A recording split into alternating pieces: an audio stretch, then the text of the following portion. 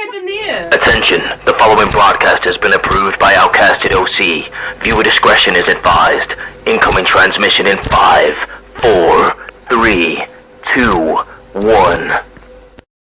Really just happened. Would it be an Outcasted OC video if G wasn't sat next to Ross with the technical difficulties of hitting the outro and the intro? It's our resolution for 2025, guys, is to get it right at least once. I don't even know what to say to that. I mean, you got to love the commitment. Like, you still went for the intro even after it fucked up. I love that. What is it on your shoulder? He's got a Christmas duck on his shoulder. It's just my friend. Like, it's just like we've got a special guest. Does he love you in the same way that Jacob loves Solo? But anyway, Oh, yeah. Like he's literally like sat there like, I love you. I love you. Okay. Solo. He's fucking quackers, man. I tell you that one. Hello, everybody, and welcome to another episode of the Outcasted OC. As you can see, me and Ross are sat in the same room today because we just didn't want to be away from each other. Oh. Okay. It's like you guys are almost dating or something. We are here to talk about our end of year awards. We are going to go through 10 categories we have picked and talk about each of our top for that category. We've all picked someone who we think is the best for that category, you know. Yeah. But before basically. Yeah. Before I get into that, we have one other thing to do. We need to announce our winner of the PLE prediction. I'm scared. I don't know why. We did. So if anybody is new here and you didn't know, we kept score of all of our predictions this year. And we have a final record now. There was 70 PLE matches for the entire year. That's a lot when you think about it. Goddamn. Matches. So we counted our guests. So every prediction episode we had a guest on as well.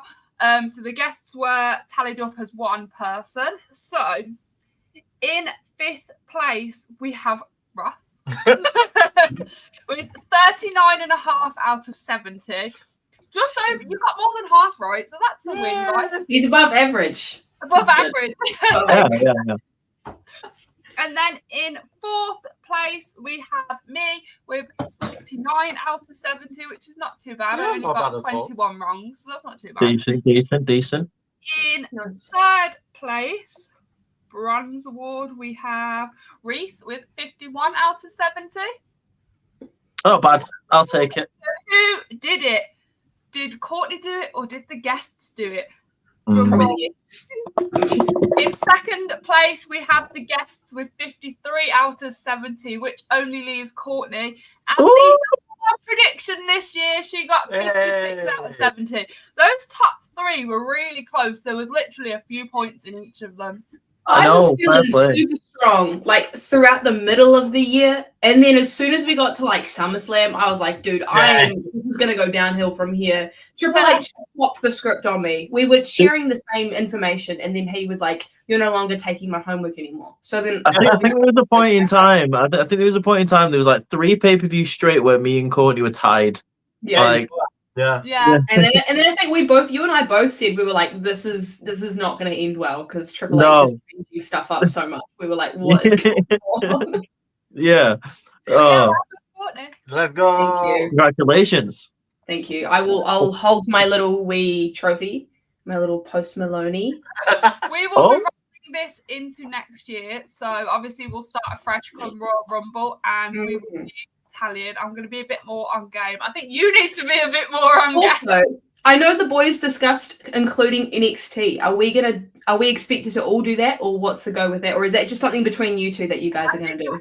Yeah, me and Reese said we were going to do like NXT as like bragging rights between me and him because he's the one that reviewed NXT for how long, and I just Exactly, and like the thing is, I kind of want to like maybe bring in like a guest for the NXT pay-per-views. We could do maybe like predictions episodes. Yeah, I'd like to do that. Nice. Anyway, let's jump into these awards, mate. Right, I've got my special counsel advising me on good ideas for next year. Is that your Paul Heyman? Yeah, that's my wise man. I mean, most people do say Santa Claus is wise with the like giant beard, so it makes sense. He gives quacking advice.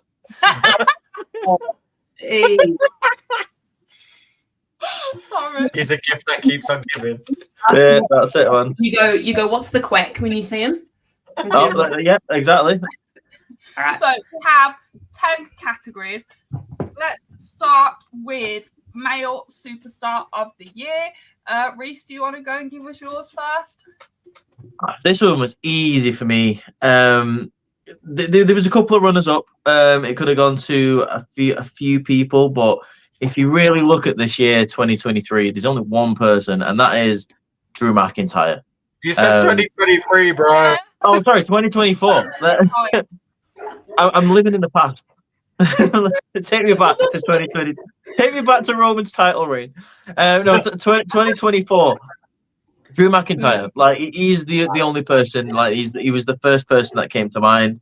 From the very beginning of this year, from his work at the start of the year when he was having a little bit of a feud with Sami Zayn, when he was going after Jey Uso for being in the Bloodline, and then really his rivalry picked up when CM Punk came into the Royal Rumble. And then because CM Punk was injured straight after the Rumble, it was all down to Drew to carry that feud all the way up till Bad Blood. And he did an absolutely incredible job.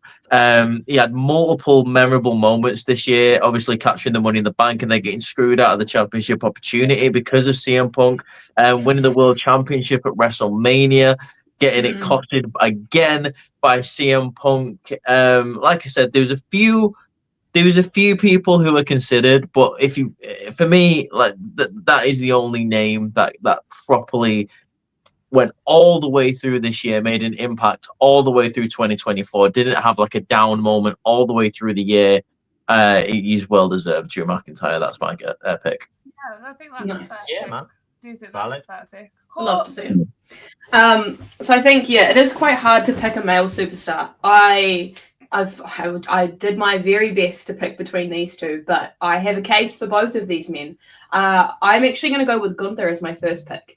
Okay. If we're thinking about him coming into 2024, he was the longest reigning Intercontinental Champion. He obviously got beaten at WrestleMania for that, but then he went on a absolute tear when it came to him winning the King of the Ring tournament, and then obviously winning the World Heavyweight Championship at SummerSlam off Damian Priest as well too. And he has just put on clinic after clinic in his matches. He's a great worker, and I think as well with the character development shift that we've seen within him, I think it really goes to show us that Gunther is not just a single layered person in terms of his character. I think he's got multiple layers within him, and some of the promos he was cutting this year as well too, when he was telling Bret Hart that his favorite wrestler is Bill Goldberg. I mean, you've got to admit that's probably one of the funniest pops to come out of 2024.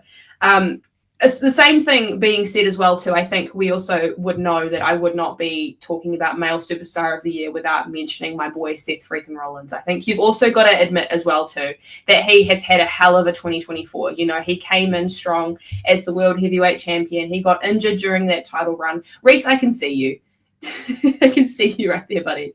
But I'm not being funny though. Like, came in as champion, got injured, but still managed to just absolutely just nail it at WrestleMania both nights as well too. You've got to think about the injury he sustained there as well. Went away and then came back, and he just has been doing some great work ever since, obviously with Damian Priest helping him get over as well too as the World Heavyweight Champion at the time. And now obviously going into what we're having this year coming with CM Punk as well too, I think there's a lot to look forward to as well. So who are you picking? Oh, it's so hard because they're both like this for me. But I'm gonna have to go Gunther first, and then Rollins second. Yeah. That's a good choice. But it's fair though, because I think I did Rollins last year. Honorable mention. Yeah, he's obviously Seth Rollins is a good honorable mention. I think Gunther is a good choice because there was a quite a high proportion of this year where Seth Rollins wasn't wrestling as well. Like, so I think he dropped points because of that, because of his injuries. So, like, not to take away from what he's done. For me, it's also the fact that he managed to squeeze a lot into, over the 12 months, he squeezed a lot into the 4 months at the beginning and 4 months at the end of the year. Whereas, like, that middle part of the year, he wasn't really around as much. And obviously, that's because he was recovering from injury. But for Gunther, like, you could literally name every single month out of this year and you could tell us something that he's done. And that just goes to show the worker that he is and the work ethic he's got and what he's done this year. I think 2024 has definitely been the year of Gunther for sure. The statistics are crazy, man. 80% of the time he's been in the company, he's been a champion. It's unbelievable. Insane. Yeah, what about you guys? I nearly went for Seth also, but then I had a little bit of a harder thing, and I couldn't nail it down to like one superstar that has had a fantastic year, because I feel like there's so many that have had fantastic years in terms of like everything. But I think you guys know who I'm going to pick. Of course, I'm going for CM Punk. I thought she was going to go Kevin Owens. I was like, oh, God. The guy has literally had a menacing year. Like, he has trolled the shit out of Drew McIntyre. He has cost matches. He has fought matches. He has literally raged so many people. And I just love the smirking look on his face when he's just out there doing his thing. And I have like enjoyed everything he has done this year. Like, I can't pinpoint a moment where I haven't enjoyed watching what he was doing. So yeah, Punk has been my one for the year. I can't believe you've done Drew like that. I think it's funny for Punk because, as you say, like, he literally has, if you went into the dictionary, the Urban Dictionary, and looked up Agent of Chaos, you would find that picture of CM Punk going like this to Drew McIntyre at Clash of the Castle. That man, that smirk that you're talking about, that pretty much whenever I see that, that looks to me like he's saying, fuck, you're going to do about it. Like, he knows he's causing shit. He doesn't give a shit.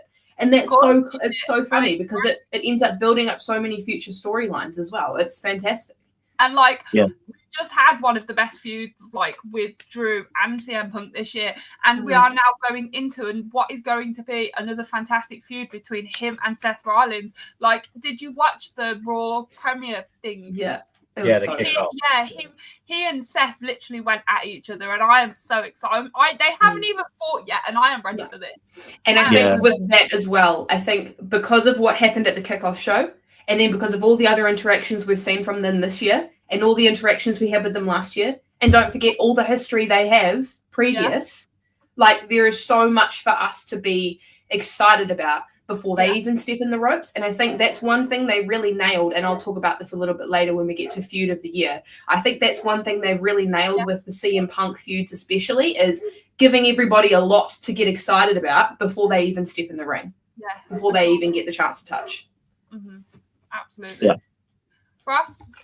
So my male superstar of the year is very different from all of you guys because you all went WWE. I have clinged to this guy since he finally joined Bullet Club and has been pushed to the moon in New Japan. Mine goes to Gabe Kidd. The reason behind it, he has been one of the most standout guys of Bullet Club. He's at times outshined the current leader of Bullet Club, being David Finlay. A lot more people have spoke about how Gabe Kidd is this savage in the ring. He has defeated the likes of Eddie Kingston and is currently the New Japan Strong champion.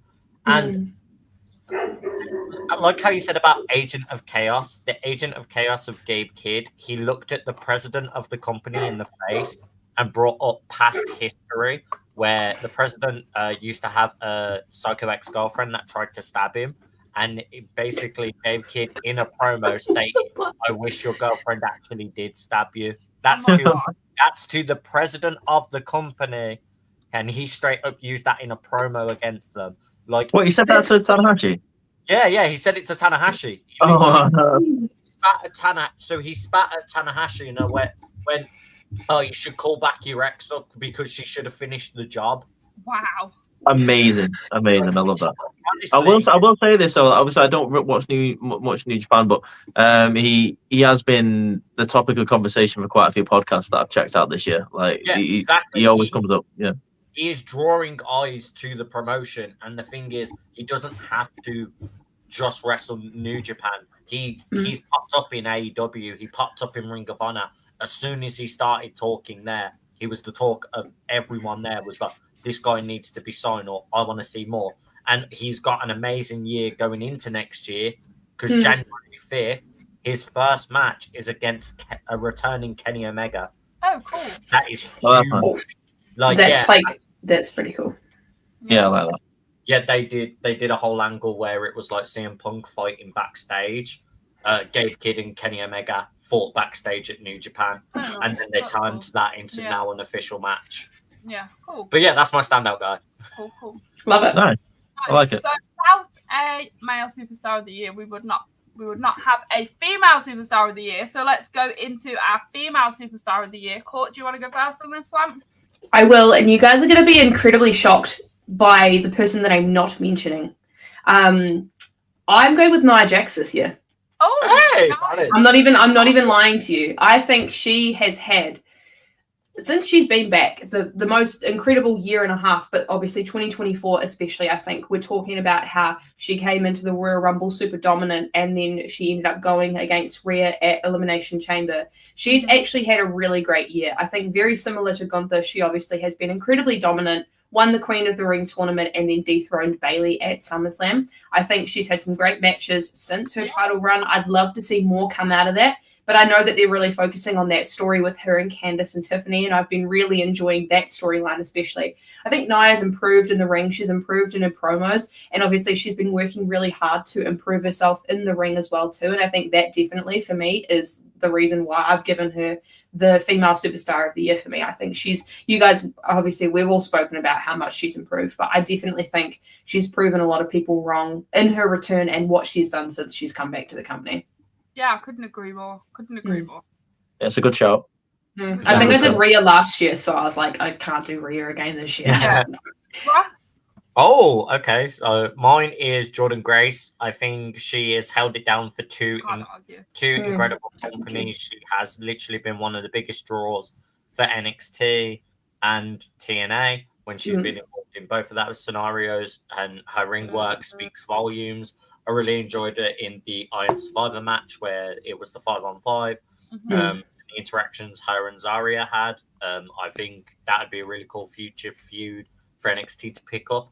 I know our contract with TNA ends very soon. January. So hopefully going into 2025, WWE know what they're doing. And I was just going to say something about that. So she was a part of the ESPN 30 under 30. Yeah. And so it came up with her promotion and it said TNA and WWE. Yeah. And I'm like, have they literally just almost announced her next step by saying that? I know that she's been working in NXT, but like I think we all know fully well Shaq Michaels is going to pick her up the second. 100%. Yeah. And I'm so here for it. See her in the Rumble again next year. Because I feel like they're slowly building a new 4 horsewomen in NXT. And I feel like she would very much be one of those staples of the NXT's newer generation of a 4 horsewomen because she is just that good in the ring. I couldn't agree more. I'm so happy that you've included her in this. I think for me, it was between Nia and Jordan, and I was like, I just can't. For me, it was Julia, Jordan, and Nia myself, and I was like, I've got to give it Jordan. Yeah, because originally you wrote Julia, didn't you? Yeah. And then you changed it.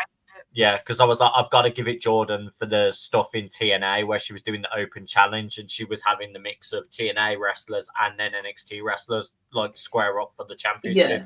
I loved that. So I have gone for Tiffany Stratton. I think coming up to the main roster, she has really proved herself. I love seeing her win Money in the Bank. I've loved seeing her do everything alongside Nia this year. Her with the attempted Money in the Bank cash-ins and the pretending not to do it. And she's just fabulous in the ring. She's fabulous on the mic. I love Tiffany. I just really enjoy watching everything she's done. And I can't fault. And I really, really hope that cash-in is successful whenever she manages to do it because I think she's ready to hold some kind of a championship. Perfect little Princess Tiffy. I love it. I can't. Yeah, she's great. She's great. Yeah, I totally agree. She pretty much made an immediate mark on this year as well. The Elimination Chamber match. The Elimination Chamber match was amazing. Like she was in, she did a really good job. She killed it. This was really difficult for me because there is only one answer. But while I was thinking, surely there's someone else, I came up with another incredible answer. I think I know who you're gonna say. So there was three people I want to say the third person was like, like the top two are here. The third person is a little bit down here. I'm going to say my third pick would have been Liv Morgan. I think Liv Morgan's done very well this year. I think she started off as she was go away TV for me, but after WrestleMania, I think she really came into her own, especially with this like revenge tour when it properly kicked off with the whole Rhea Ripley thing. I think she's done really well since she's joined the Judgment Day as well. I think she's kept that title relevant, so I'm happy for her. The second one. Now, I can't believe after the 2023, in fact, since she came into the company, I'm saying this, but I was very, very close to putting Roxanne Perez as my female superstar of the year. Which is crazy because we know how much you don't like her. Yeah, that's great. I was going to say, you were on the Roxanne hate train for so long. So long. And I think it shows how unbiased I am, by the way. No, I'm just saying, like, I can change my mind if, like, if someone does well, I'll change my mind. But this woman, in terms of like coming into her own when she turned heel, the feud that she had with Lyra Valkyria, I wasn't on board with. And then after that, like, it was a good match, but after that, the mic skills have improved. She's pretty much had a banger of a match every single month since like March.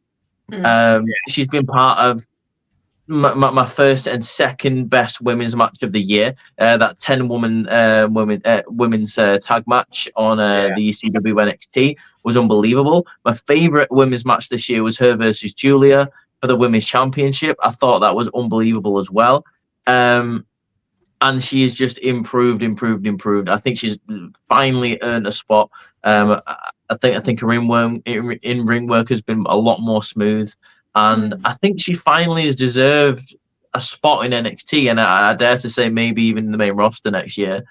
But there was, and I've got to agree with Courtney. There's no beating Nia Jax this year. I think. Yeah. I have been very supportive of Nia Jax since she came back. I think between this run that she had and the run that she had before she got fired is night and day. Everything about Nia Jax is improved. Her mic work, her character, her athleticism, her fitness, her in-ring work, everything is improved about Nia Jax. There is like no denying how good she's gotten in the ring. She's had great matches this year with Lyra Valkyria in the Queen of the Ring final. The match with Bayley at SummerSlam was unbelievable. The Elimination Chamber with Rhea Ripley, that was absolutely fantastic. And she did a good accounting of herself in the Royal Rumble as well. So Nia Jax, for me, has done so well to improve her image in every single way. And she's a great women's champion at the moment. I'm interested to see the feuds that she's going to be having with that women's championship heading into 2025. I think the sky's the limit for Nia Jax at the moment. Like she has done nothing but impress me since she's come back. So Nia Jax was a difficult choice between her and Roxanne, but I think Nia has definitely earned her place. Yeah. And I think that's what we said when she returned. We were all a little bit not skeptical, but we were all aware of, the incidences that happened in her previous run. But I do think, not even collectively, but at different times, we were all saying, we're wanting to see more from her. We're wanting to see if there's a change. We're excited to see what happens with her. And I think I'm somebody who can be super skeptical on if they're having a second run in a company, but now I've kind of realized just give them time. They'll show you if they've changed or not. And as Reese said, absolute night and day. The Nia Jax we previously had to what we have now, you cannot compare the two. You can definitely see that she has worked on her craft and taken the second opportunity and said, I'm going to give it everything I have. And you can't deny that she hasn't done that. Yeah, that's great. I agree. Totally agree. So swiftly moving on then to our next category, we have Tag Team of the Year. Ross, do you want to go first for this one? I'm a non-WWE one again. Again? Yeah. No, there are WWE ones. It's called balance. We have to balance this out. There is balance. So mine is War Dogs, also known as 100% Proof. It is Drilla Maloney and Clark Connors. They are the current IWGP Junior Heavyweight Champions, and they have been for a long time.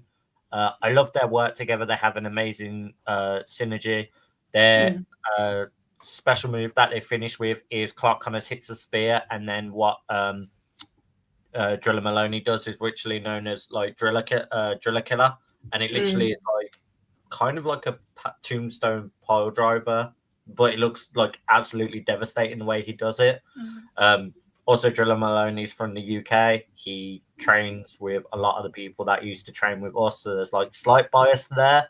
But I think they are arguably some of the most fun to do promos, especially as Bullet Club's guys. I love how they talk about how everyone else has like barks, because they all go about how they're the war dogs. So they're like, everyone's all bark, but we're bite, and we bite down hard, and they constantly fight.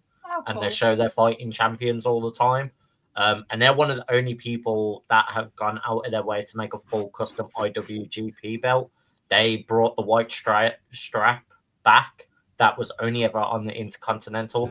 They put it on the IWGP Junior belts, and they've got holographic logos on the side of their belts now, which has never been done before. Nice. Yeah, the belt is absolutely stunning, and it adds to how cool their team is. And their rivalry with Catch 2, some of the best junior heavyweight work you'll ever see.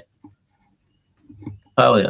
Oh, nice. It's nice to have some non-WWE answers. Yeah. All of mine are WWE, so. Same, but that's just because that's what we predominantly watch. I'm a mix of everything. Like we love a mixed bag. Yeah, we do. So I went for DIY. So for a long time, we've all been saying both Johnny Gargano and Tommaso Ciampa had been underutilized. They needed their moment. Give them time. They're cooking, and they finally got their moment this year. And I couldn't have been happier. And they're still in the mix there. Like, even though like they lost it and then won it and back and forth, but they're still in the mix there, and they're still going pretty strong at the moment now.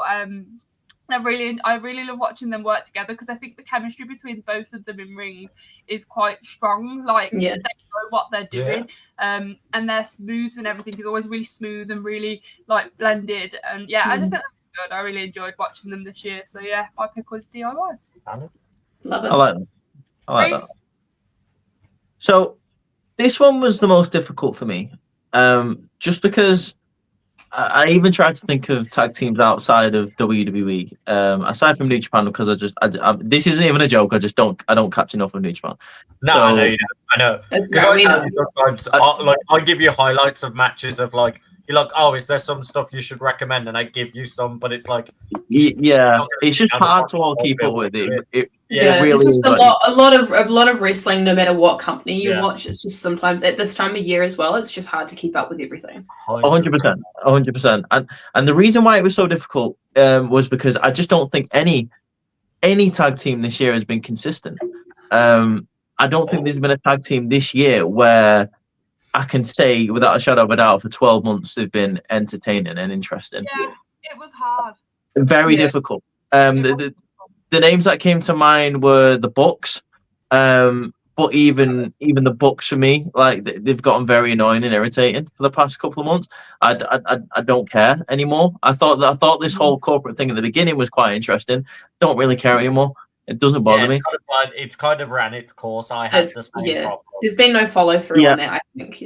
Yeah, exactly. I think DIY, they came to mind, but I really think they've suffered kind of I'm going to call it the Carmelo Hayes effect, where they've been kind of stuck in the same pattern, like for a month now.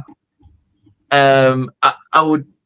The Motor City Machine Guns were also a pick for me, but then I thought, I think the WWE run's been pretty good. But before they was in WWE, I thought they were great. Nothing that really caught my attention this year. So the one tag team I can think of, unfortunately, because I don't like them. I know. I already know. I can't stand them, but they've put on great matches this year.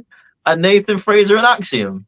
I literally was thinking that. I was like, he's gonna say Fraxium. I can't hold it against him. Nathan Fraser, I can't stand him. I actually can't stand him. Like, his promos are awful. They're absolutely awful. They make me want to turn NXT off.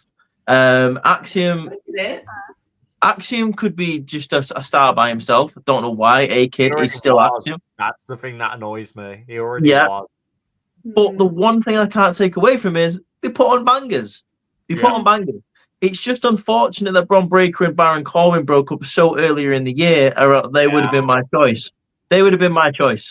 But I can't argue with the consistency of Fraxium. So unfortunately, I'm just going to have to give it to them. Oh, the duck disagreed. Did you see him fall off then?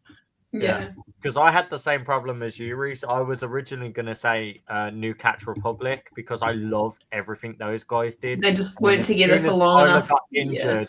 It's just been forgotten about. Like Pete Dunne's gone back to Pete Dunne for a bit, and I'm like, cool. Yeah. But I now can't put them there because they had 5 matches total, and now they're gone. Yeah. But then with that being said, it's also not fair for Pete Dunne to sit on the shelf while Tyler's out with injury. Like they want him going and establish him as something whilst Tyler Bate is gone. You know. Yeah, it's just been annoying this year. It really has because I even considered like the Wyatts, AOP, and I'm just like, no. And then it was like, oh, the War Raiders have been pretty good for the past like couple of weeks. I'm like, but they've only just come back. And I'm like, there's no tag team that's just been consistent like this year. I thought like Jade and Bianca, but then I thought no, because it's not been it.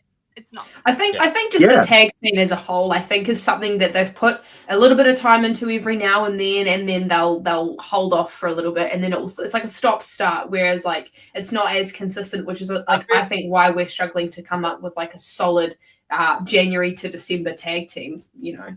I think they're going to slowly fix it more over time, especially with the Netflix stuff now. I feel like they will put a bit more effort into tag teams because there's a massive pool for them to use. There is a pool of tag teams, but I fear they need to do what they did with the women's and blend them into one set of bouts. Yeah. So I fear like with the women's there wasn't enough tag teams to justify having the 3 sets of bouts. That's why we merged them.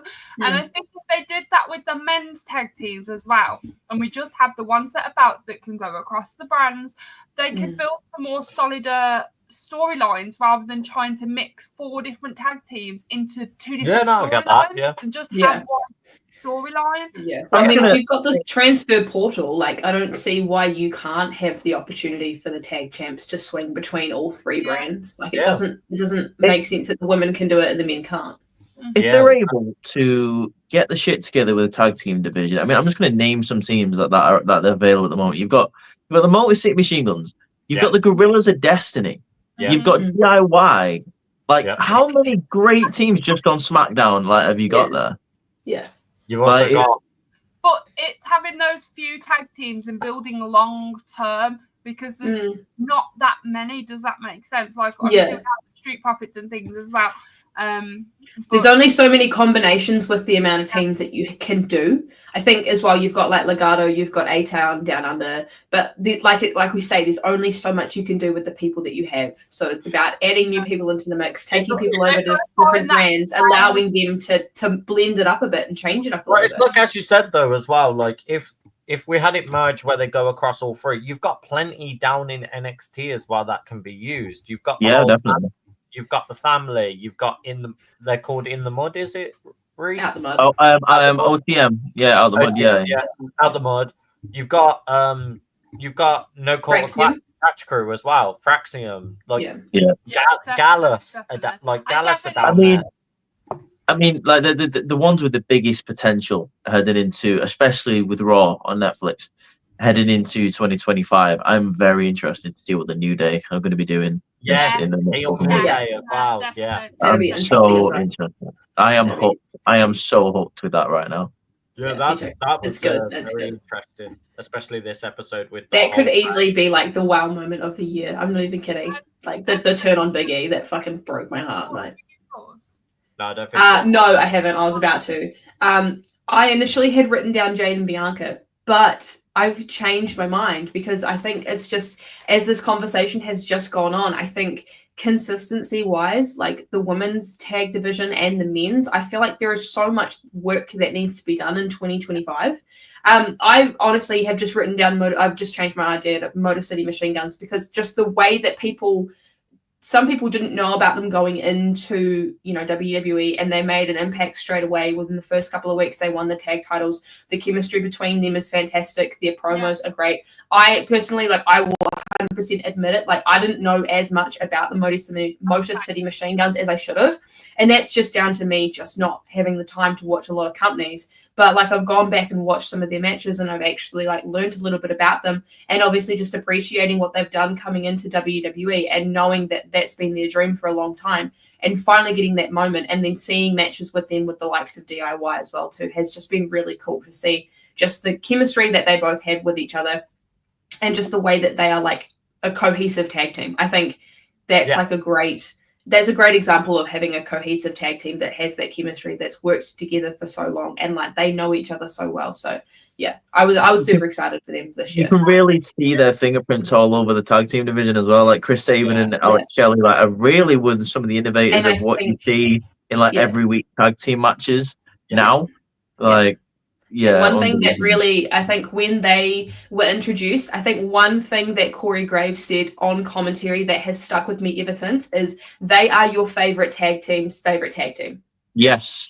Just as you say, that goes to show the innovation, goes to show the impact and the everlasting, as I say, impact that they've had within the tag scene. They are your favorite tag team's favorite tag team, basically. Yeah. It's like this generation's Dudleys. They're so successful, and they've been together so long that they know each other inside out. Yeah, definitely.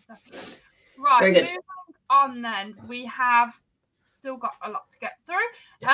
So best faction of the year. Reese, do you want to kick this one off?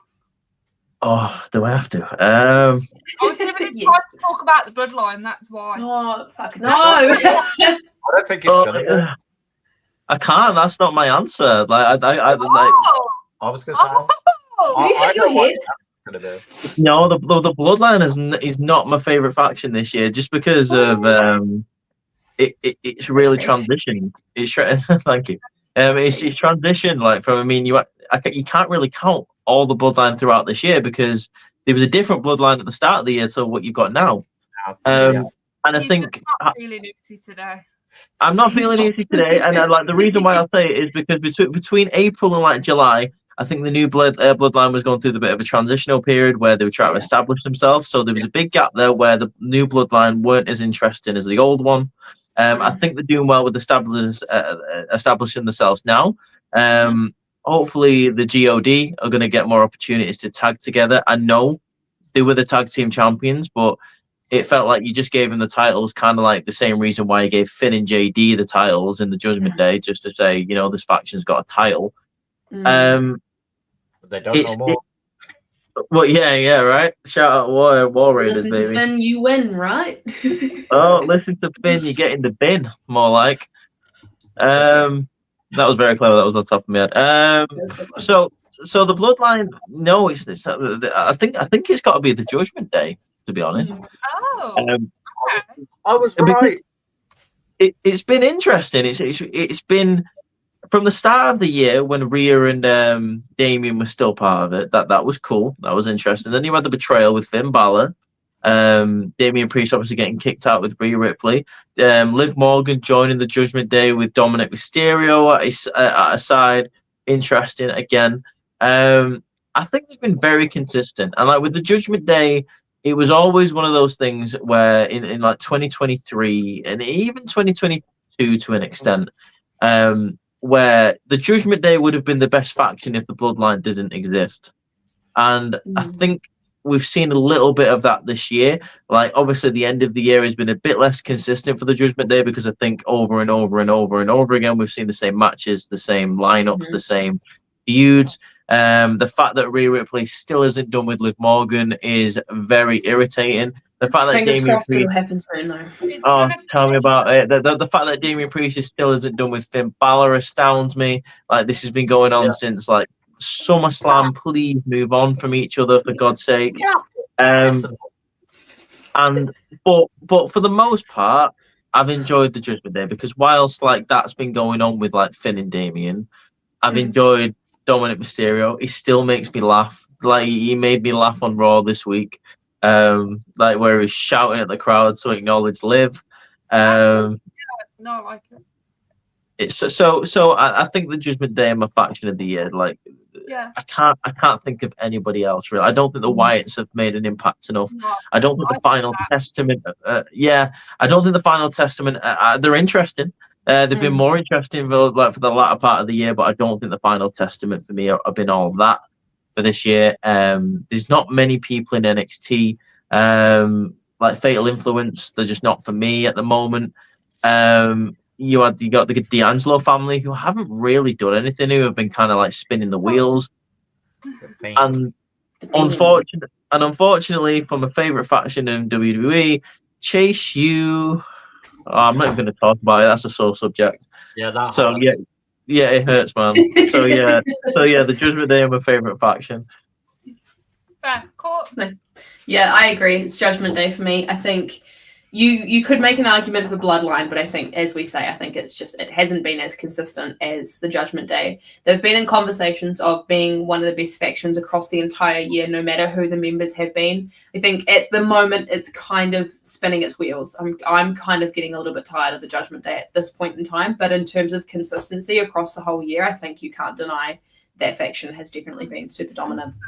Why Carlito is still in there? Because he's I don't know. Leave him alone. Leave Carlito alone. But yeah, fingers crossed we get the match sorted and finished between Rhea and Liv Raw on Netflix, please. I just want it to be done. Yeah. Then move Liv to SmackDown or something. Move Rhea to SmackDown. So anybody, just get them split up. Well, I just want this because I want to see the match between Rhea and Io at WrestleMania. That's what I want. Yeah. And give me way what, to make it happen. give me what I want. This is literally what I want. It's not that hard. Make it happen. Yeah, cool. Ross? I am the Mighty Don't Kneel. This is a faction that is New Japan and AEW. The reason why is Zack Sabre Jr. It won as the first ever UK representative of the IWGP World Heavyweight Championship, and he is the leader of TMDK.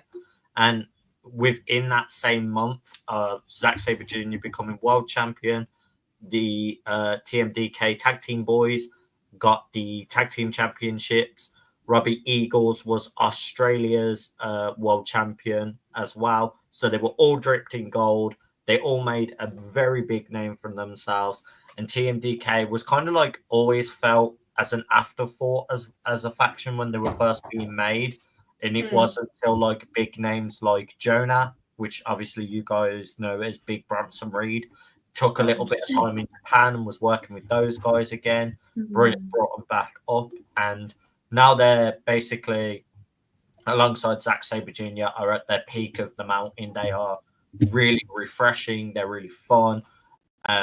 Their theme song is top tier, and every match I've seen them do, I've been hooked consistently. Like Team DK are just up there for me as one of the factions to keep watching out for, because they're just on the climb, and I don't really see them getting off this climb for a long time.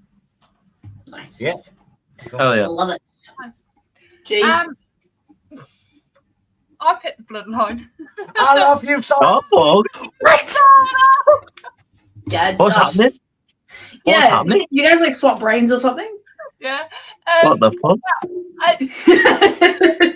Specifically, I put new Bloodline. Because I wonder why. Well, no. I don't know. I really enjoyed when Roman finally lost and Solo started to take over. He started to build that new bloodline. I really enjoyed seeing Gorillas of Destiny come in. I wonder why. But she can tell the difference between those brothers. Yeah. Very much so. When Jacob Fatu joined, I actually think Jacob Fatu is carrying the new bloodline. I think he is the part that makes it the most interesting. Like, he literally doesn't give a shit, and he just goes. He literally does everything Solo tells him. And I think even though I love you, Solo. I love you, Solo. My terrible chief. Even though it was quite repetitive for some weeks with what the new bloodline was doing, since then Roman came back and he built back the OG bloodline, and they've had their feuds and their things. I just think the bloodline storyline got more and more interesting, and I don't know where it's going to go now we've had that War Games, but I've really enjoyed the build up to the next step of the Bloodline story this year. So that's why I've gone for them. Love it.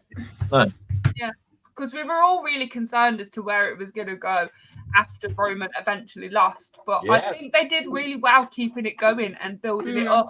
And I still think there's a bit more of a story to be told. No, I agree. I 100% agree on that. I definitely see a story to still progress with this. Yeah, because we've got the whole whoever The Rock is gonna. Well, The Rock made it kind of come across like he said to Roman when he walked out all those time ago was like, "You're dead," because he did pointed at all three and did that. Yeah, he seems to be Team Solo side. Yeah. So. I think he's the one behind the scenes, like controlling Solo. He's the head of that table. He's the one who's making it all happen. Cool. So next one on the list is Return of the Year. I'm gonna go first for this one. So I like really undenied about this one because I was like, who's had the most impactful return this year? And there was only one person when I actually sat and thought about it that I could put down for this, and that was Bo Dallas. Like, Uncle Howdy, the Wyatt Sixes, like their debut, but it is technically Uncle Howdy's like return, Bo Dallas's return. Like he is a familiar name within the company, and the way that they brought him back with the Wyatt Six, obviously we were all so gobsmacked and shocked, and that they did that so perfectly as well. Admittedly, they have fell off that now, but the promos he did when he came back and everything they did within the first couple of months was literally mind-bogglingly amazing. You know, I'm a Wyatt girl and I love the Wyatt stuff, so I am a bit disappointed that it has fell off a little bit now and they're not so much. I think for the Netflix. I also think with them as well, it's a case of like it's hard because you want them to be on TV, but you don't want them to be used every single week. You want to put them in the right storyline where it makes sense with the right people. And I think that's something that maybe they're still figuring out is like, which groups of people on the main roster can we put these guys with that makes sense rather than just putting them in every storyline just because you want to use them because they're the Wyatts, if that makes sense. But obviously, when they returned, I was so interested to see what they were going to do, and then see him return as Uncle Howdy, but then having Bo Dallas as well. Like, I was tuning into Raw just to watch his promos. They were that good. So yeah, that was my pick for the year. No, valid. 100% valid. Reese? I'm gonna go. I mean, I'm just a special shout out to the honorable mention. I was gonna say MJF. I think he had a very good return this year, and I think he's done really well. Like his character wise, I've been quite invested in following what MJF's been doing lately, especially since All In. But I'm gonna go like just because I got like a genuine reaction because I knew it was coming, but like I thought I was so excited. And like the return of the year for me was Roman Reigns. He just whispered to Ross he's going to pick Roman. Yeah. I was very close to picking Paul Heyman when he came back a couple of weeks ago. Oh yeah, that was sick. That was but I knew Roman was coming back. I was very excited when he finally showed up, and how he was going to react with Solo. I'm getting all emotional. With Solo, you what? I said, pull it together. I know, right? Hold yourself, man. It's just a TV. It's not that deep. I got all choked up, man. I just think he's the character work from Roman has been great because he's been able to do something that not a lot of baby faces are able to do, and we still see it. And I like every single time we see a baby face try and be cool, it's usually like, oh, heel in the ring, will you just shut up in that right crowd? Yeah. And the crowd go, yay, and it's like, ugh. But Roman has been able to keep the coolness of when he was a heel, but like kind of like grow on that. Do you know what I mean?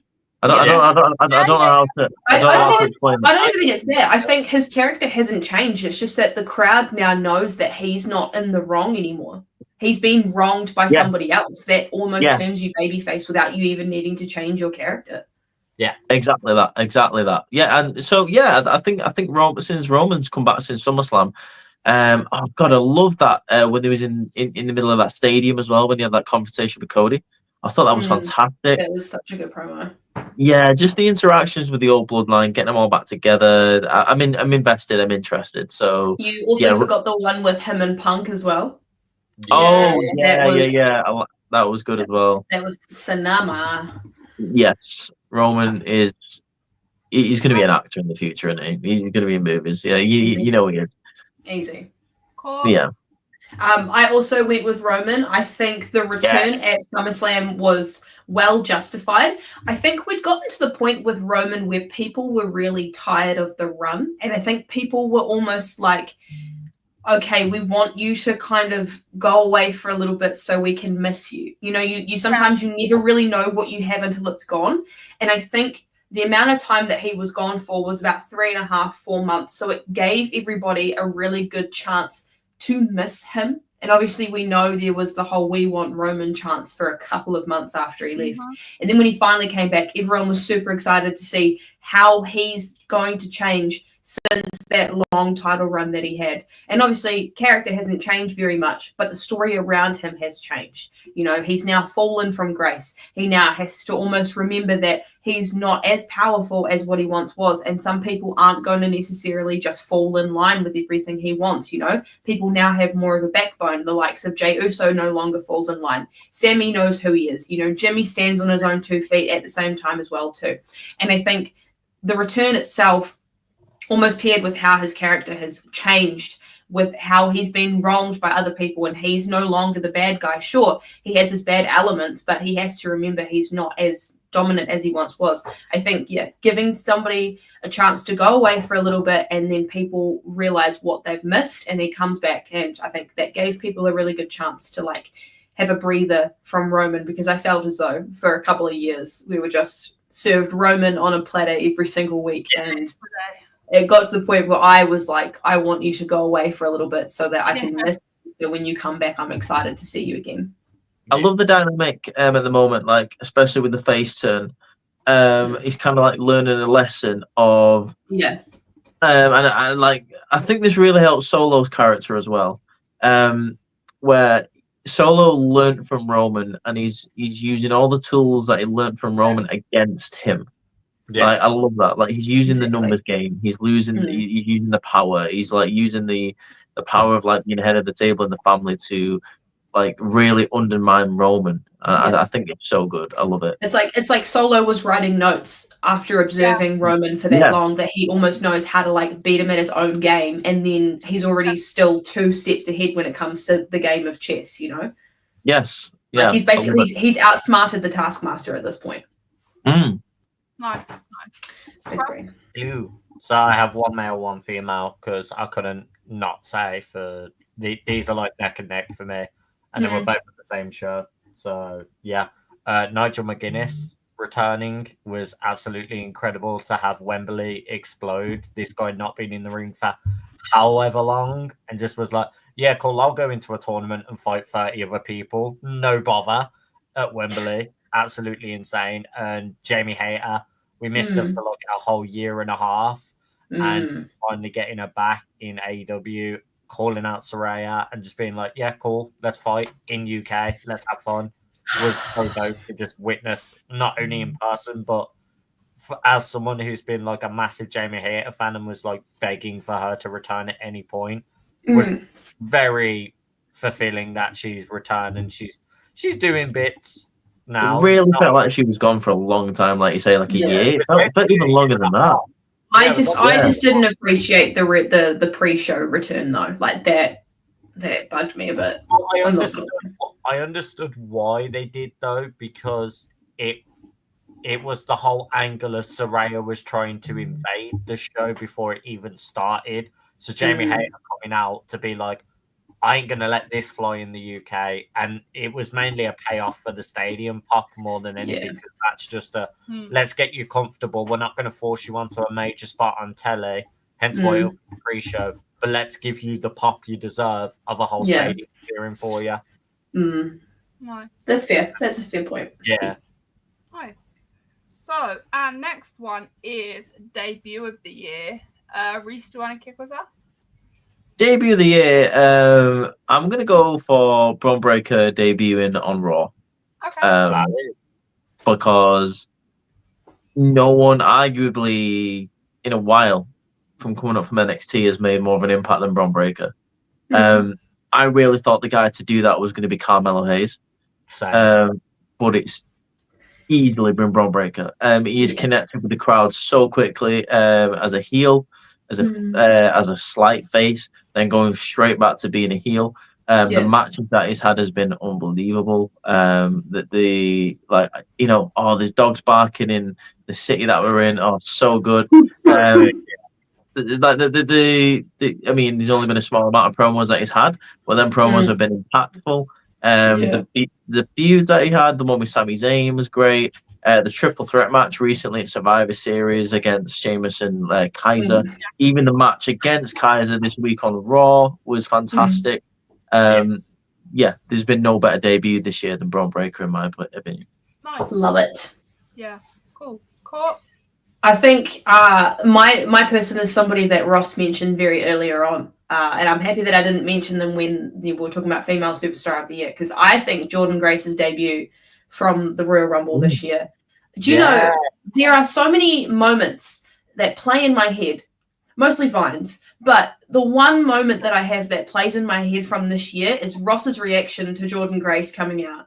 Yeah. Because literally, he literally, I'll quote it word for word, it's Jordynne fucking Grace. Like, literally, that plays in my head at least 3 times a week because of, that's just his reaction in general just shows how impactful that was. No pun intended there. Like, the fact that she came in as the Impact Knockouts Women's Champion, came in, just absolutely wrecked shop, had that moment with Trinity, obviously we know her as Naomi, in the ring, referenced the past, and then she just, also magically just shows up on NXT. Exactly. I think it really just goes to show that, the forbidden portal was, opened on that aspect, and as we've seen, she's had so many great matches on NXT. Yeah. I know fully well she's joining WWE next year. They have such a dominant star with her coming into the company, and I'm so excited to see what they do with her. Yeah. And I have faith that if she is to go to NXT and to main roster, obviously with Shawn Michaels and Triple H, I've got a little bit more faith now that they'll take care of her rather than, previous creative administration would just completely, not know how to book someone like Jordynne Grace. You can't deny that debut at the Rumble was just insane. The crowd also went crazy as well too.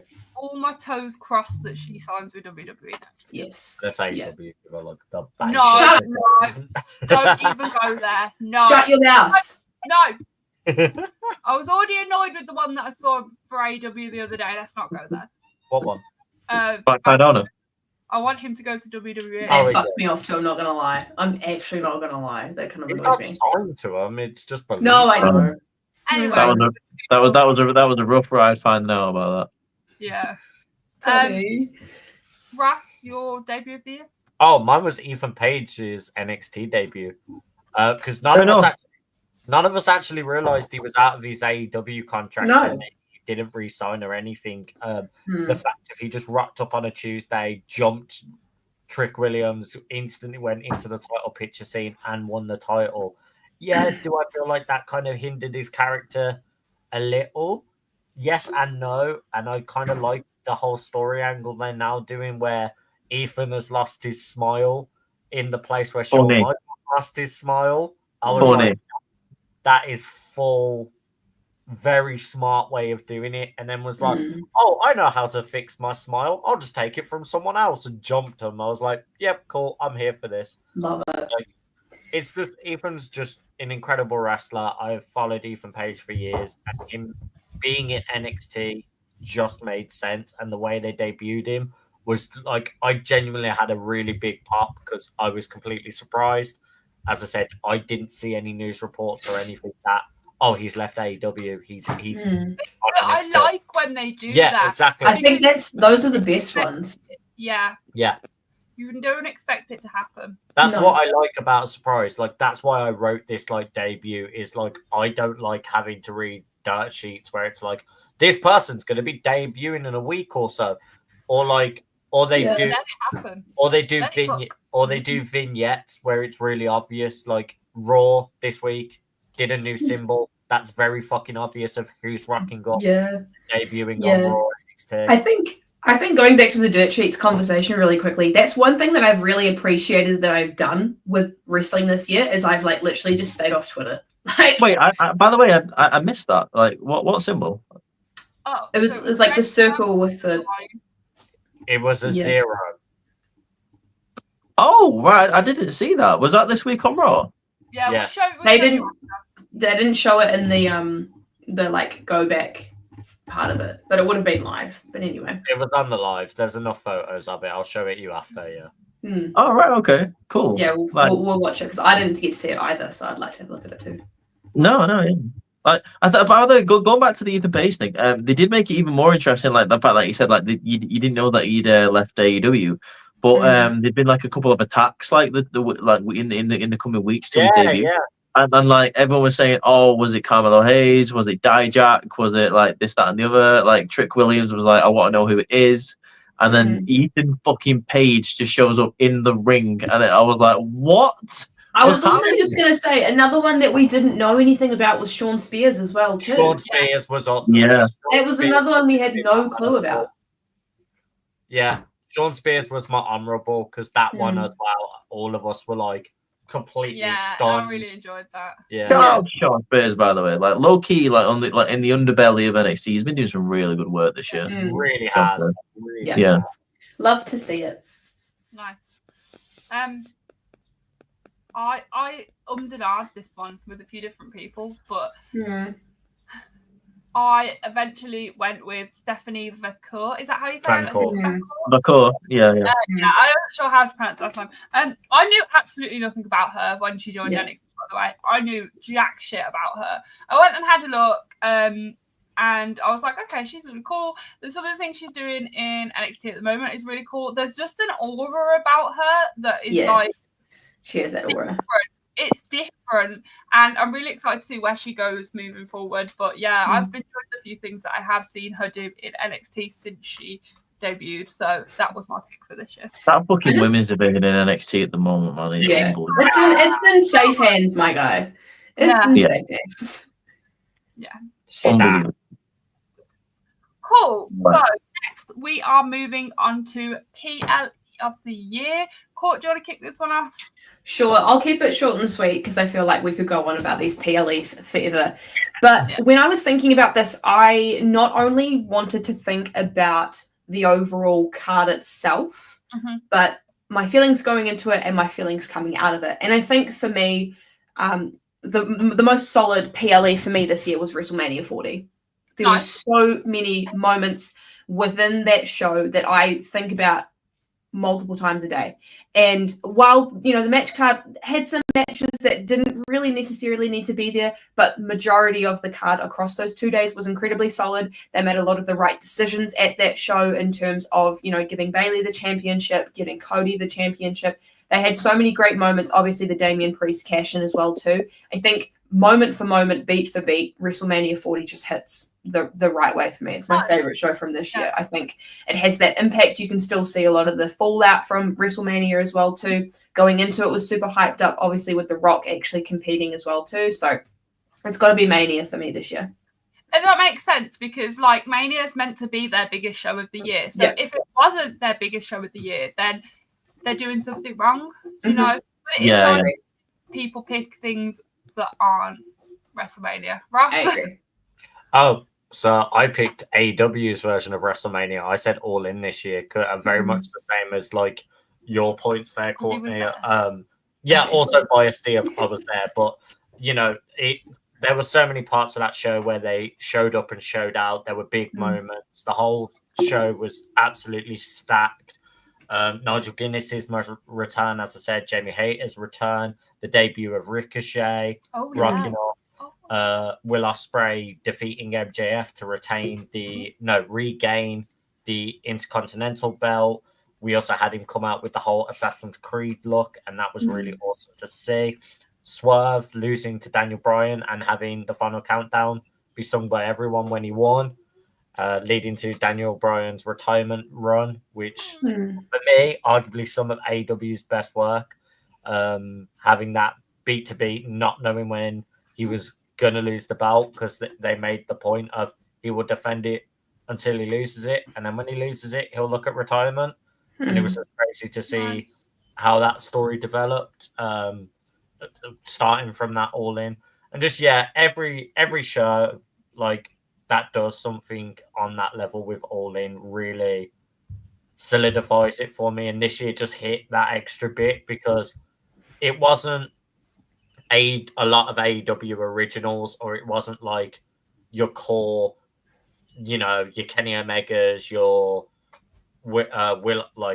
Kenny Omegas, your Darby Allens, things like that. Yes, they were on the card, but they weren't like the main focus. They focused on some of the newer talents or some of the guys that were on the up and coming in AEW, and that was a very fresh feeling. So for me, that's why it got my year. I agree. Yeah, I like it. Cool.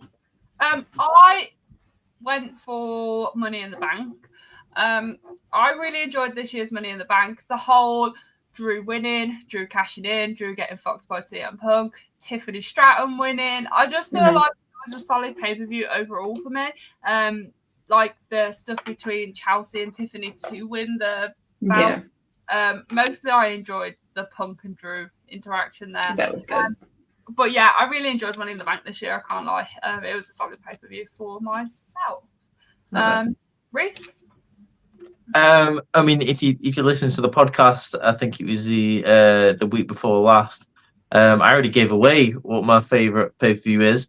But my top three, like I said last week, number 3, SummerSlam. Number 2, Mania Night 2. I thought it was great. But number 1, as a consistency wise, like the matches and the fact that I enjoyed every single one, Survivor Series. I thought Survivor Series this year was the best pay-per-view. You had 2 great War Games matches. You had that amazing triple threat match that I alluded to earlier when I was talking about Breaker with Kaiser and Sheamus. And you had a great World Championship match with Gunther and Damien. I just thought, consistency-wise, I thought it was a great pay-per-view. So yeah, mine's Survivor Series. Nice, I like that. Very valid pick. I like that we all picked very different pay-per-views as well. No one had the same. Because as I just said, like with Courtney, you'd expect people to pick WrestleMania because it's meant to be the biggest pay-per-view of the year. But it's nice to see that other people enjoyed other things other than what is meant to be the biggest pay-per-view. Yeah. So next we move on to feud of the year, and I think a couple of us will probably have the same answers here. So Courtney, let's kick off with you. I mean, does my tagline give it away? We've been talking about this throughout the whole year. I'm not going to talk too much about it. It's obviously got to be, for me, it's Drew McIntyre and CM Punk. I think the fact that there were so many moments between the two of them that stopped them from meeting in the ring for a really long time didn't stop them from continuing to progress the feud to what we got, those 3 stellar matches that we had between them, which obviously culminated at Hell in a Cell, which, like I said, in the Hell in a Cell review when we did it on the podcast, I think that really actually really helped the legitimacy of the Hell in a Cell show in itself. You know, there was a lot of times where WWE was having Hell in a Cell matches just for the sake of having a Hell in a Cell match. But I think this really reaffirmed that you need to actually have a feud that's at the point of needing the cell. You know, it's not we're putting a match in the cell to make sense. It's the cell makes sense because this feud has gotten to the point that that's what's needed. And obviously we saw their performance. They absolutely killed it. So I have to give it to these guys, honestly. Yeah. Couldn't agree more. Mine's very similar, but a different company, being Swerve vs. Hangman Adam Page. I think their rivalry is something that needs to be studied for years. They went to absolute depths of pure savagery, and it gave me a lot of the older Attitude vibe, where Hangman Adam Page rocking up and burning Swerve's family home that he recently purchased for his mom. The fact of Swerve broke into Hangman's house and everything like that. And I think just in general, that match hasn't been spoken of as highly as it should be, and it was some of their best work they've ever done. do I need to go into the fact of one of the most brutal matches I've ever seen with staples involved? Nah, because I think we spoke about that as well. Like, they had no chill. They literally went in that ring to murder each other, and it was shown. I know everyone's going to be like, "Oh, they went too violent. They went too gory," because obviously they did like a whole numbing syringe to his mouth and stuff like that. For me, it made sense how lethal they were going to each other. They genuinely were they wanted to kill each other. You've messed with each other's families. You've messed with each other's homes. You've gone, like, there was nothing left for them to do other than literally destroy each other in the ring, and they did that. Nice. So, yeah. Cool. Mine will come to no shock of anyone. I also picked CM Punk versus Drew. I thought they had a great feud this year. It was probably one of the most intriguing feuds that I held on to this year. It was really, really, really refreshing to have a feud that wasn't orientated around a bout that was still really interesting. The guys, they literally went so personal with that feud. They were going at each other on social medias, backstage, in the ring, out of the ring, and it was so refreshing. And I think we're about to see another similar feud with CM Punk and another guy. And it'll just be and another guy. It's just nice to have those well-built feuds around thing that isn't the title. Like this all picked off over a fucking bracelet, and it was great. Right? Yeah, I can't fault the feud that those two guys have had this year. It's been fantastic. Love it. Peace. I'm also going with Drew versus Punk. But seeing as though we've already talked about that match, like, to the end, like you say, both of you have brought up really, really good points. I just want to talk about my two, like, honorable mentions. Like, my first one was actually, funnily enough, Swerve and Hangman. I thought that was a very, very good rivalry this year. Love it. Yeah. But one of them, there's two things that held this back, or else it probably may have been my feud of the year if it wasn't for Drew and Punk, because this was so strong. But the two things that held it back, number one, there was a big chunk of it that took place at the end of 2023, and then it led into 2024 around WrestleMania time. Second of all, certain matches in this feud just didn't deliver, which was very unfortunate. But one of my honorable mentions was the three-way rivalry between Trick, Mello, and Ilya Dragunov. I get that. I thought the dynamic was fantastic. Seeing as though has it started with Mello and Dragunov, Mello trying to get back his championship, proving that he can. Trick in the background becoming a popular star in NXT, earning his own spot in the World Championship scene.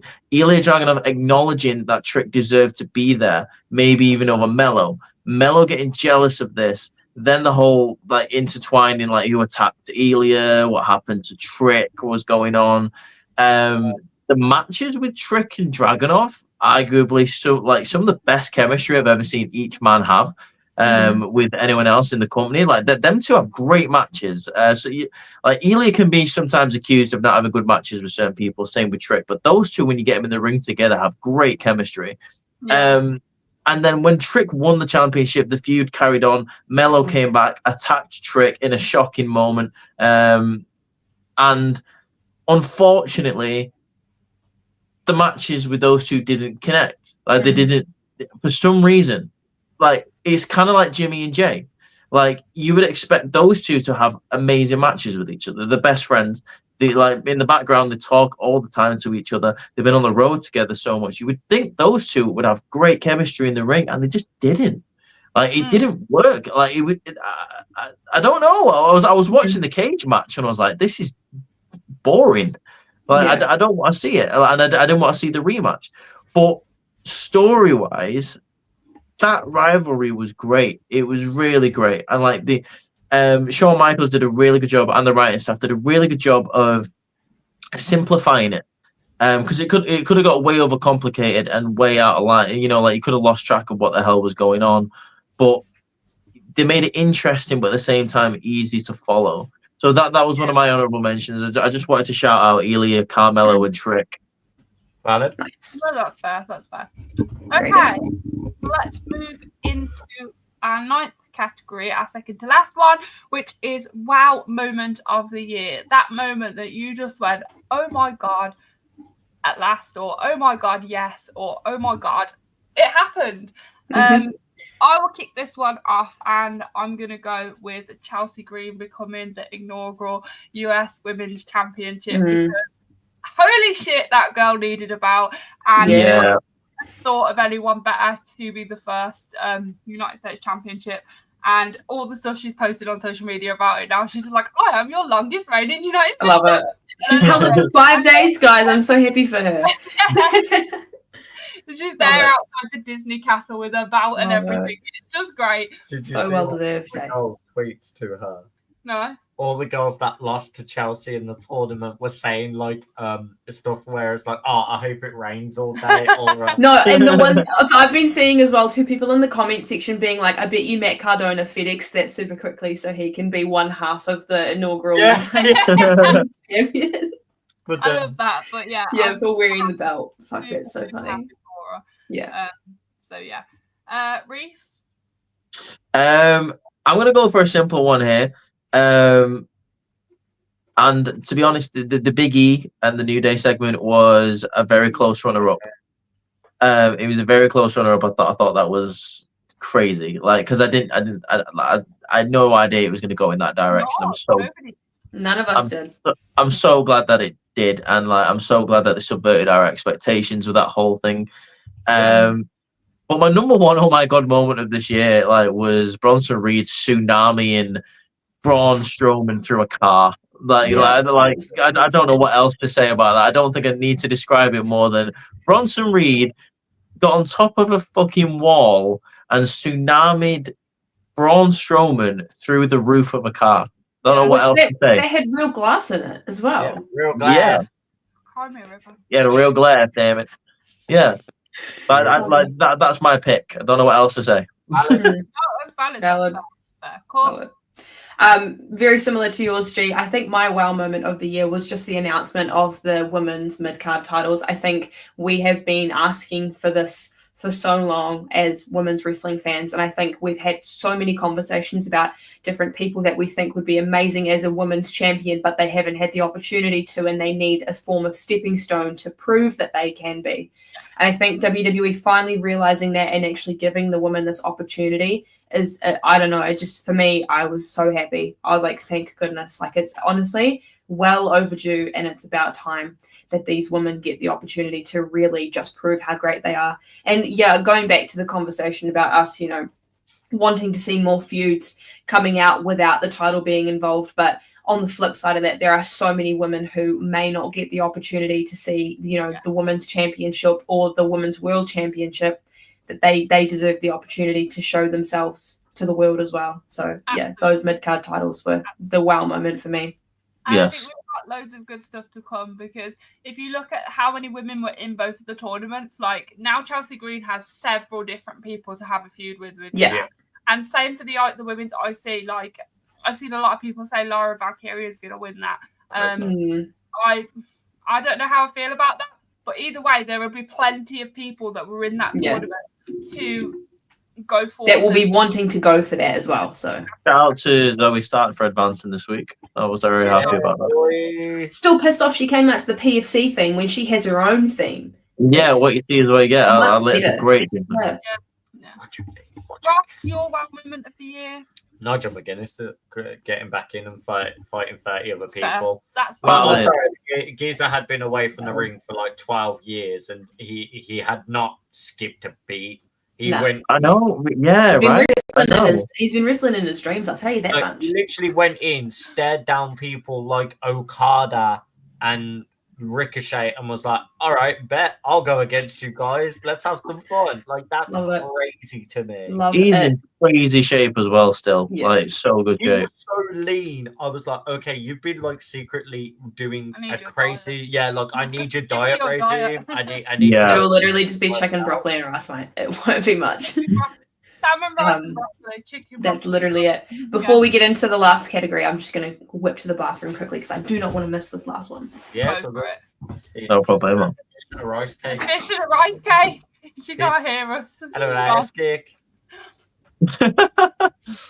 Yeah, but yeah, I think it's a really great year for wrestling. To be fair. Oh God, yeah. A lot has happened. A lot.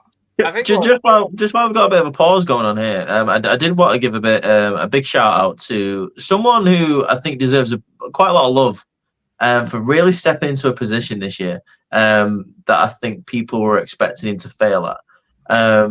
Big shout out to Joe Tessitore. I think he's done so well on Raw.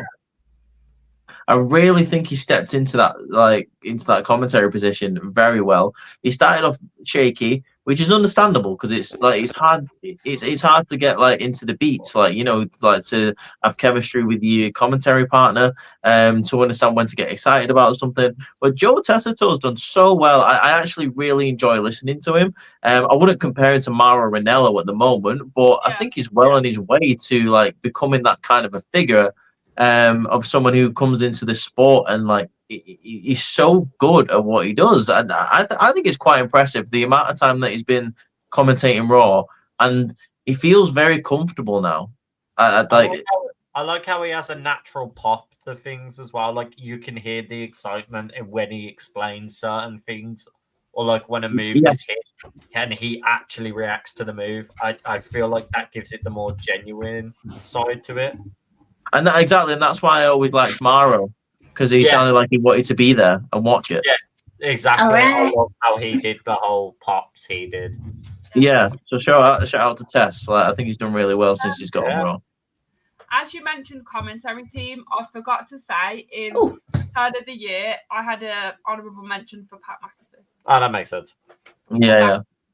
Saturday Night Main Event, didn't it? And I think honourable tag team of the year is probably Michael Cole and Pat McAfee. Yeah.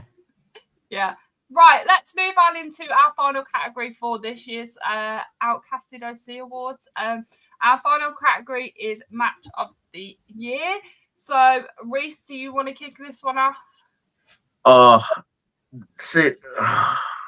No, I don't. But you're going to. I know, but I'm gonna. You're gonna. I mean, the easy answer is Roman versus Cody, but I'm not going to go for that. No, don't go for that. I can't go for that. I can't because it breaks my heart. I'm going to go for the Women's Rumble match. I really enjoyed it. I mean, and it happened at the very start of the year, and I've gone back and watched it 3 or 4 times. I think it massively outshone the men's one. Oh God! There's not been that many matches this year where I've gone, wow, that was great. I mean, that's not to say it's not been a great year for wrestling, but there's not been that many matches this year that I've gone back and searched out to watch. I've done that with the men's War Games match. I've done that with Julia and Roxanne, my favorite women's match this year. That's not a Rumble. My favorite women's match this year. I thought that was a great match. But the women's Rumble match, the consistency in that match, it was built so well. The people that were in it, the surprise debuts that were in it were really good. The story of Bayley helping a damage control compatriot throughout the match, and then them getting eliminated, and then blaming her for kind of Nia Jax coming in, being really dominant. Jade Cargill coming in and just eliminating Nia, and then you got Becky looking at her no fuck. Yeah, I loved it. Yeah. The final 3, I believe, it was very nearly the same as the year before, which I thought was cool. Liv Morgan once again coming second. Jade Cargill, like I said, just doing amazing work. And Bayley finally getting her flowers. Longest person in a Royal Rumble, in a Women's Royal Rumble. I mean, the year turned out not as great for her, but she started out well. And it all started here at the Women's Royal Rumble, so that's my choice. Nice. Valid. I like that. Cool. I've got Bayley and Io from Mania this year. I think that's probably one of the best women's matches, and I will always go back to it probably every couple of weeks and just admire it, because I think it was a really great match. Not only that, I think the storyline going into it as well was incredibly well done. And I think, as we say, when it came to me picking WrestleMania as my PLE of the year, I think coming back to it, I think the right decision was made at Mania to have Bayley win, because, as we say, give her the flowers that she deserved. Yeah. Ross? So mine is Bryan Danielson versus Will Ospreay at Wrestling Dynasty. That was everything I love in wrestling. It was high stakes. They literally pushed each other to the most absolute craziest moments. The fact Will Ospreay went to go hit a hidden blade and Daniel Bryan out of nowhere just hit a freaking Busaiku knee as a counter. The fact Tiger Driver 91 was used, which is like the most dangerous move, and it was dropped on a Bryan Danielson who has had prior neck injuries, is crazy. And it just showed the willingness they were going to go in that match, and just every part of it I have watched it countless times. If there's a wrestling match I need to go to and watch, that has been my match to go and seek and watch this year. And it just makes me remember why I enjoy wrestling with those guys. So That's fair. I agree. Nice. I went for CM Punk versus Drew in the strap match. I absolutely enjoyed that match this year. I think it's fabulous. Both guys put on a great match. I love when there's a, what do you call it? Like a stipulation behind a match. Obviously that added to the feud more. The way that Drew was carrying Punk and Drew was hitting the buttons and Punk was smacking the comedy factor in that was good. And that final Punk, the match was entertaining. It was everything we wanted it to be. And whenever people like, give me a match from the year, I'm like, that is the first one my mind goes to. That's what it's stuck in my head. Valid. Love it. Yeah, cool. So that is our Outcasted OC Awards for this year. I just want to give a quick shout out, because I've literally just remembered a match that I absolutely loved from this year, and it isn't from WWE. It's I can't remember the name of the match. Is it a Stadium Stampede match? Yeah. Yes, the Bucks and like FTR and Darby Allin and Daniel Bryan. That match was absolutely insane, and I just love they were playing the final countdown for about the first 10 minutes of the match, and the Bucks like, stop! Do you know how much money we have to pay for that? It's like, cut the music. That's like $75,000. I thought it was fantastic. The super kicks with the Pumas on, like with the nails inside it. I thought they're pump up Pumas that they're like collab with, and they put thumbtacks in them. Yes, unbelievable. Yeah, that match, that is a special shout out. That is a very, very, very. Do you know what? I might even swap that out for the Rumble. I don't know which one to go for. I'm gonna keep the Rumble. I get that. I remember really enjoying watching that match. I thought it was fantastic. Yeah. I'm pretty sure in that match, Darby Allin took like getting hit by a car bump. Like, Jack Perry ran his like van into him, and Darby Allin like sold getting hit by the whole car and that. Glass? Yeah, we did. But and then like Darby Allin like fucking came out with a flamethrower. Yeah, he just got back up again with a flamethrower. Yeah, set Jack Perry on fire. Oh, do you know what? Fuck it, that's my match of the year. It was so good. I'm just remembering like different things from it. Like that match was so good. Oh wow, yeah, I love that match. Sorry, continue with the wrap up. I was only going to wrap up anyway if nobody else had anything else to say. No, it's been a great year for wrestling. That's all I can say. It's been a great year for wrestling. Really good. It has. Right, so that has been our awards for 2024, and obviously, of course, we have so much to come in 2025 with the whole new year of wrestling. This is our final podcast episode for this year. We are going to take our Christmas break now, so we will be back in the new year. So you need to go and follow our social medias. We are over on Twitter/X, we are on Instagram, we are on TikTok, and of course we're here on YouTube. But we will update our social medias when we are coming back in the new year with our brand new year of wrestling predictions, wrestling episodes, and lots of good things to come. we do just want to say thank you again for all the support we've had this year from you guys. We love doing what we do, and we're only here because you guys are here to support us and help us. And yeah, we want to wish you all a Merry Christmas and a Happy New Year. So enjoy the holidays. Yeah. Also, let us know in the comments. Let us know in the comments of what is your favorite things that have happened this year. Yeah, that'd be dope. Yeah, that's everything from us this week. Yeah, and we will see you in the new year. Bye, Merry everyone. Christmas, guys. Merry Christmas. Peace out.